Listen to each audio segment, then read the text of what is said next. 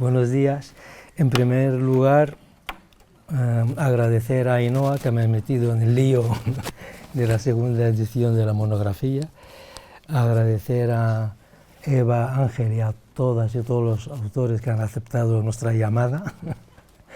Y además quiero agradecer bastante, mucho, de toda mi alma, a Ahmed y a Almudena por el trabajo ingente que han llevado durante más de un año, a golpes de golpes de correos y todo esto. El trabajo fundamental lo han realizado ellas, y él y ella, y ellas.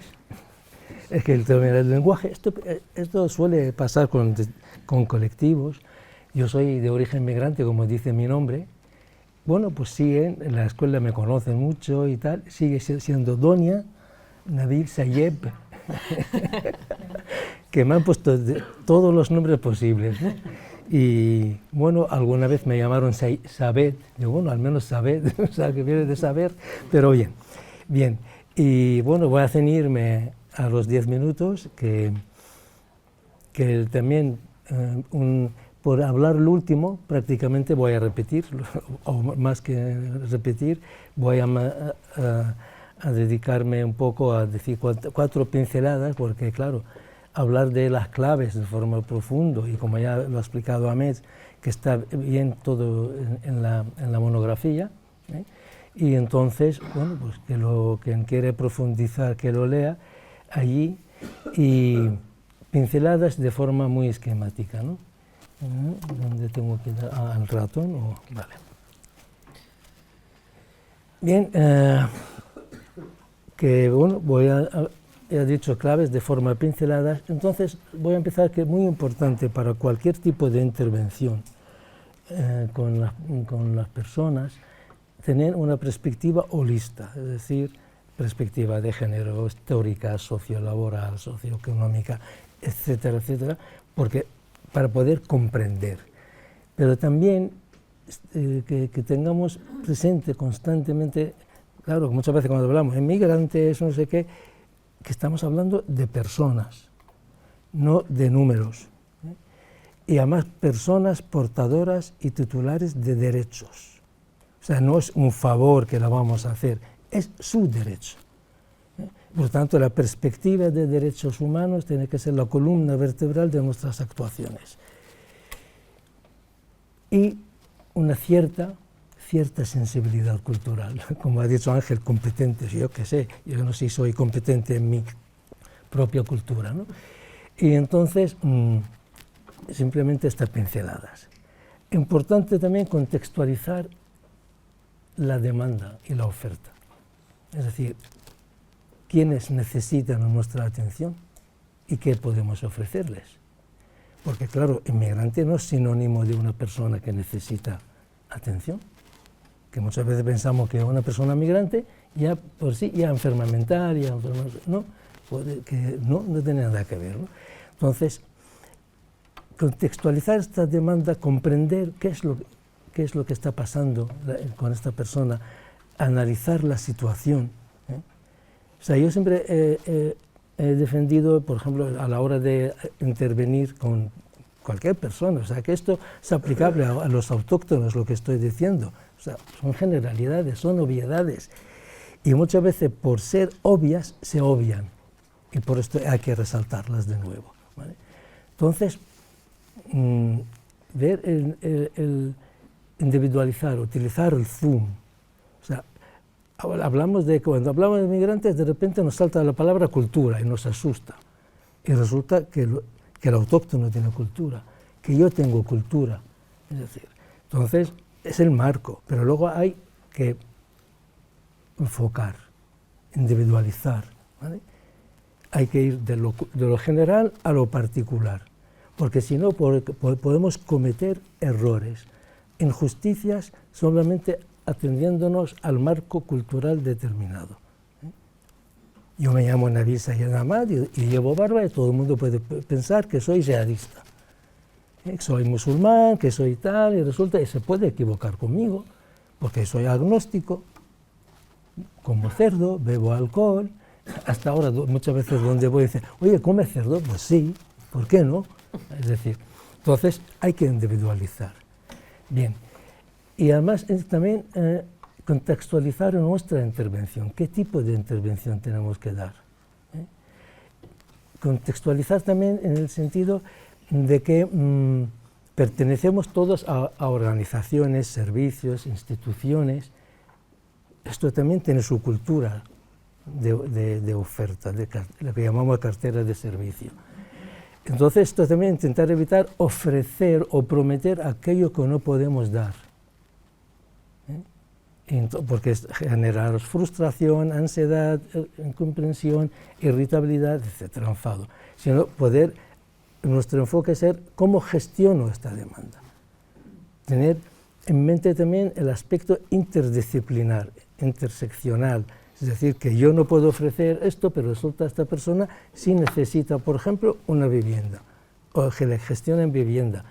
Entonces, puedo contactar con los servicios sociales para evitar que incluso esta persona vuelva a repetir su historia, es decir, intentar hacer gestión única, ¿vale?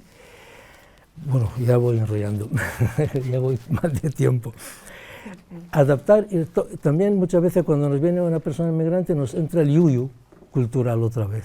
Uy, ¿cómo puedo intervenir? ¿Mi técnica psicoterapéutica tal X sirve para una persona de África?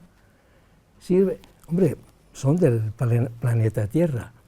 Todas las culturas tienen muchas cosas en común. Lo que no podemos caer en el sesgo, que es depresión en el marroquí, depresión en el argentino, depresión, que existen libros de este aspecto, ¿vale? ¿Vale? No, por lo tanto, ahora a cada, ¿no? Es pequeñas matices en nuestra intervención. Es decir, una intervención terapéutica, pues yo quizás tengo que cambiar el enfoque cuando tengo una persona que pertenece a la visión comunitaria y no individual. Entonces, para lograr su autoestima quizás tengo que cambiar mi enfoque, pero la técnica de mejorar la autoestima sigue siendo la misma. Entonces no entre el yuyu terapéutico. Y por lo tanto también pues voy a acelerar, identificar los contextos de vulnerabilidad, porque igual que no hay que trabajar sobre el individuo, sino a la persona, al sujeto, comprender, acompañar, y lo que tenemos que trabajar es sobre el contexto. O sea, un contexto extremo de vulnerabilidad vulnera los derechos de las personas y por lo tanto quizás que tenemos que trabajar sobre el contexto y a las personas que sufren este contexto acompañarlas en su sufrimiento y apoyarlas. Se necesitan solidaridad y no caridad, y porque así evitamos esta búsqueda obsesiva de etiqueta que tenemos en salud mental. ¿Eso qué será? Depresión, trastorno adaptativo reactivo ansioso depresivo, así está lleno de sesgos el de Raya. Hablo de Andalucía, sí, con trastornos adaptativos.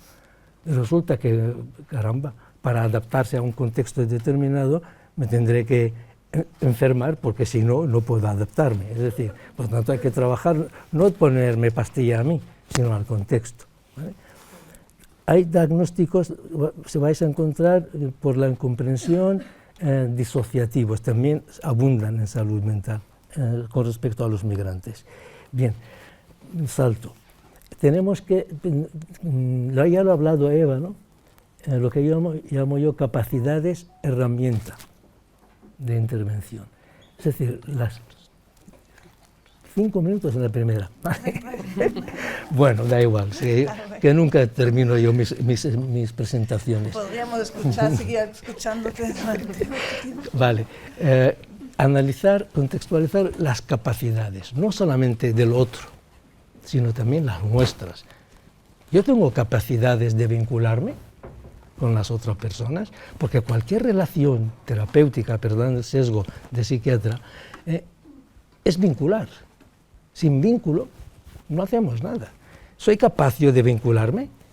Antes de decir, oye, que esto no, porque es la tendencia a echar balones fuera, ¿no? Si yo le he puesto tratamiento, pero no sigue el tratamiento. ¿Le has vendido bien el tratamiento? Bien. Entonces, ¿soy capaz de vincularme? Y luego, bueno, viene el otro también, la otra persona. O sea, es decir, las capacidades de vincular es ambos lados, ¿no? Lo mismo la capacidad de empatía. Sin empatía no hay vínculos. Si yo no tengo capacidad de empatía, o la otra persona no tiene capacidad de empatía, difícilmente me va a escuchar. Sin autonomía, sin capacidad de empoderamiento, tampoco. Tengo ahí una autonomía en mi institución, por ejemplo, para actuar, para ofrecer. Ya no hablo de mi autonomía personal, y la capacidad de resiliencia, que la utilizamos mucho, resiliente. Si tener la importancia de la capacidad de resiliencia, como sabéis, que es afrontar y adaptarse y resolver las situaciones, los problemas. Por lo tanto, tengo que tener capacidad resiliente yo también como terapeuta. Pero también tener en cuenta que nadie es resiliente solo, como decía Jorge Barudi. Para ser resilientes necesitamos al otro. Soy resiliente porque cuando sufro soledad es que disminuye mi capacidad de resiliencia. Entonces, nadie es resiliente a todas las circunstancias y en todos los avatares de la vida. Por lo tanto, también tener esto en cuenta, porque por ser migrante y que ha soportado tanto, no quiere decir que automáticamente tiene que tener su capacidad de resiliencia intacta, que puede también afectarse. Y también para todas estas cosas son necesarias para desarrollar una capacidad de escucha y de comunicación. Sin escucha y sin comunicación, porque una cosa es hablar y otra cosa es comunicar, ¿no? También con mucha frecuencia, ya lo ha apuntado Eva, se confunde traductor, intérprete y mediador. Y parece que es indiferente, podemos utilizarlo. No. Son carreras, es decir, la carrera de traducción e interpretación, de las carreras duras que hay, y que son diferentes. El traductor traduce y el intérprete, para entendernos, traducción simultánea, ¿no? Entonces es muy importante tenerlo en cuenta, esta diferencia. Y las buenas prácticas, me imagino se tocarán en la mesa siguiente, no utilizar a familiares como intérpretes, por favor, porque aparte sesga la entrevista, afecta negativamente a la interacción familiar, ¿vale? Sobre todo si es hijo y sobre todo de tal. Y además, tener la experiencia, que es muy buena, además que muy enriquecedora, de evitar la pregunta, pregúntale, dile. Entonces, de repente, el sujeto, la persona que estamos atendiendo, desaparece de nuestro campo visual. Y entablamos relación y comunicación con el intérprete. Y al otro nos da igual, ¿vale? No, que el intérprete nos tiene que prestar su voz. O sea, que esto pactarlo de antemano. Mira, yo voy a utilizar en primera persona, yo voy a dirigirme a la persona que me pide ayuda y le voy a preguntar a esta persona. Y tú vas a traducir su voz. Yo la primera vez que viví esta experiencia con una sordomuda, y me quedé al principio un poco desubicado porque la intérprete en ese caso era muy buena intérprete y empezó a hablarme en el yo. Yo me siento, no dice que se siente, y es una experiencia muy positiva porque establece la relación con la persona que nos pide ayuda. Y la mediación intercultural para mí, yo creo que en todos los ámbitos, pero sobre todo en salud mental, es importantísima. La administración alega, lleva razón, que no lo pueda poner mediador cultural o mediadora cultural en todos los servicios porque es muy caro y los recursos escasos, ¿vale? Vamos a darles alternativa B, vamos a montar servicios de mediación intercultural, comarcales, provinciales, según las necesidades de cada lugar. Y además, si tenemos la suerte que en nuestra provincia hay una facultad de antropología y hay un departamento de antropología cultural, que quizás este departamento debería estar dentro apoyando al servicio de mediación intercultural, porque nos van a ayudar para consultas. Oye, me ha venido un amerindio, que es un ejemplo que pone muchas veces Ángel, que está hablando con su cónyuge difunto. Claro, si yo me veo desde mi punto de vista aquí, está alucinando, ¿vale? Pues no, pues nos pueden explicar y dicen no y tal, y esta experiencia existe en muchos países del mundo. Entonces quizás que hay que meter a antropología dentro de estos servicios de mediación, bueno, material informativo, servicios de los altos, ¿vale?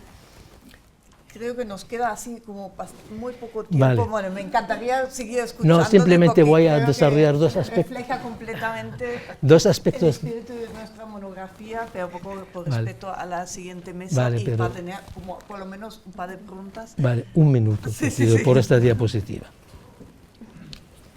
Como ves, aquí hablo de facilitar la interculturación.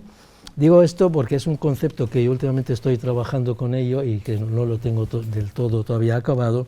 Me estoy refiriendo a lo que siempre hemos hablado, binomio integración-inclusión, que no me gustaba mucho porque lo veía muy lineal, que la persona migrante se integra, la sociedad lo incluye, que una perspectiva muy lineal, y que prefiero hablar de intercambio, de mestizaje cultural.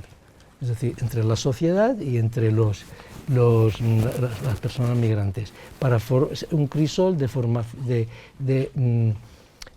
ser ciudadano en pleno derecho en una sociedad plural y diversa. Y que, por lo tanto, la sociedad también tiene que integrarse a los nuevos, a la sociedad, a la diversidad cultural. Bien, pero no puedo entrar más y ya está, lo dejo. Y lo veis aquí, lo siento, me enrollo mucho, ¿vale? Bueno, pues ya sabéis que el trabajo en red, porque las personas siempre pertenecemos a diversas redes, familiares, sociales y tal, y en el proceso migratorio estas redes se debilitan y quizás tenemos que pensar cómo apoyar a las asociaciones de migrantes que sustituyen estas redes familiares y tal, ya lo dejo, ¿no? Detectar duelo migratorio es fundamental, porque evitamos de que haya que si lo detectamos lo atendemos como cualquier duelo antes de que se complique, y por lo tanto se evita problemas de salud mental bueno, pues podemos actuar de forma más rápida para mejorar su salud. Y ya está. Lo siento. Aquí tenéis la presentación. Bueno, muchísimas gracias.